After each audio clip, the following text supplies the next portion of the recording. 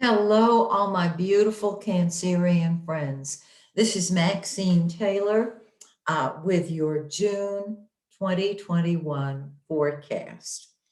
And before I jump in, I just want to remind those of you who are students of astrology or professional astrologers that my latest book, Hidden Messages in Your Birth Chart, is available on Amazon.com. This is an updated version of a book I wrote several years ago called Hidden Messages that was published by the American Federation of Astrologers.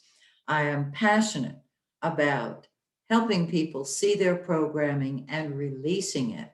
And when I realized many years ago that it was clearly indicated in the birth chart what the programming was from mommy, from daddy, from the authority figures in our lives, I was even more excited about being an astrologer because this brings a depth that you can see the minute you look at the chart.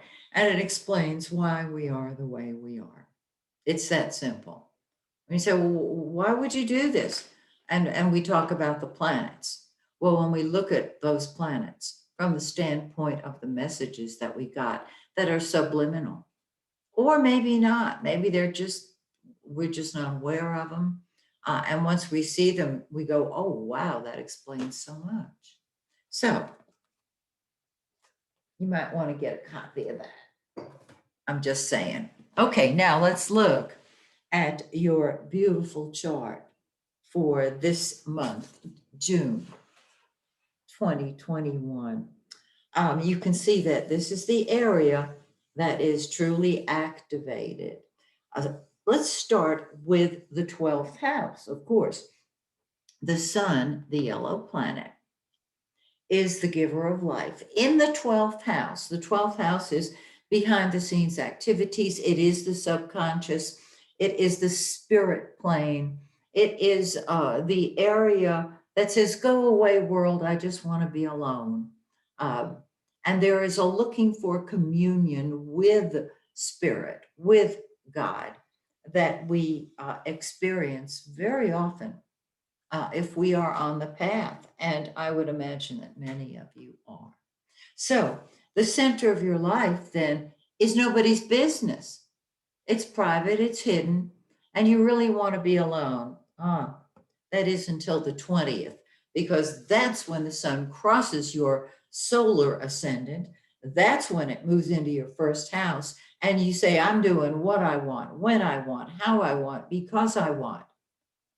And I'm saying, bravo to you. Do it, do it, do it. So the center of your life then uh, comes out of hibernation, and you're saying, I'm doing it my way. I really support you in that. Venus, the pink planet, is also in the 12th. Venus is love, it's money, it is tangible blessings. And in the 12th house, there is just a feeling of being loved. It is a very peaceful feeling, depending on, you know, how long you experience it, because it too is going to move into that first house. It has been in the 12th house, and you have loved your solitude and privacy. Maybe you've gone someplace that was private, like a beach that's deserted, or a mountaintop, and you've loved it. Well, on the second, Venus enters your first house, and this is you loving you. And when you love you, everyone loves you. And this is a time to adorn yourself, to beautify yourself, and to love you. You discover that you are a wonderful person. Um, and what this does is it carries you forward on a kind of a carpet of love. It's that simple. Then on the 27th, Venus moves into its own house, the second house of money. And this helps you create finances that you would love.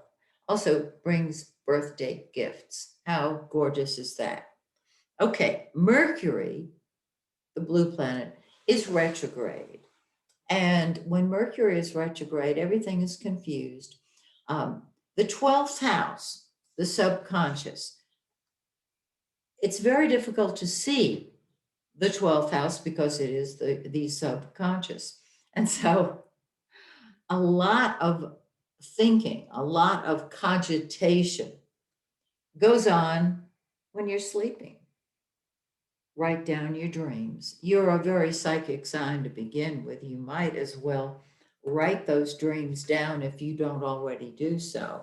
Um, and Mercury is going to go direct on the 22nd of the month. Now, because it's retrograde, um, we just don't start any new projects on a retrograde Mercury.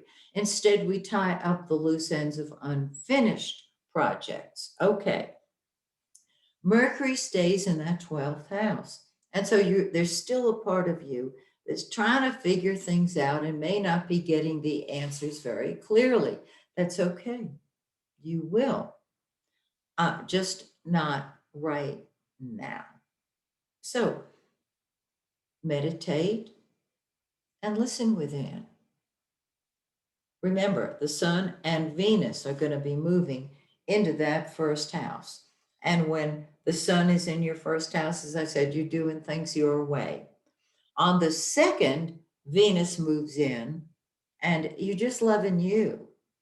And then, as I said, on the 27th, it moves into your second house and you can create the wherewithal that you want. Now, Mars, the red planet, woo! Mars is what we fight with and fight for. It's what we throw ourselves into. It is what comes first to us. It's been in your first house. And you've been saying, yeah, and I'm taking care of me. Nothing wrong with that. On the 11th, however, it moves into your second house. And wherever Mars is what comes first to you, as I mentioned, you're creating more money.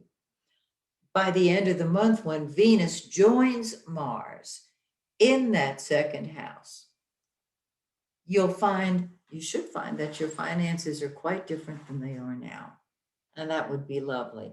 Now, keep in mind that when Mercury goes direct, there's clarity, more clarity than when it's retrograde. The thing is that Mercury is going to be in the shadow of the retrograde until July 7th. So there still can be confusion. Tie up the loose ends of unfinished projects. If you possibly can wait until after July 2nd, great. If not, when Mercury goes direct on the 22nd, start your new projects.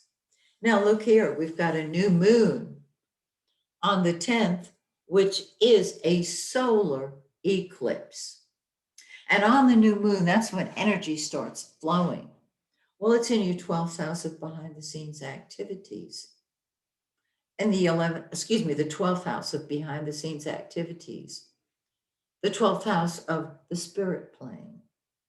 The 12th house of the subconscious. So you're going to want more solitude and privacy to enjoy you. And the full moon on the 24th in 3 Capricorn 28 sits in your 6th house of work and health and service to mankind. The 12th house is spiritual service. The 6th house is actual work service. So you might want to volunteer someplace. That would be lovely. And on the full moon, things come to a head. So your job, maybe you've been looking for a job, that search should come to a head and you can actually create a job that you enjoy.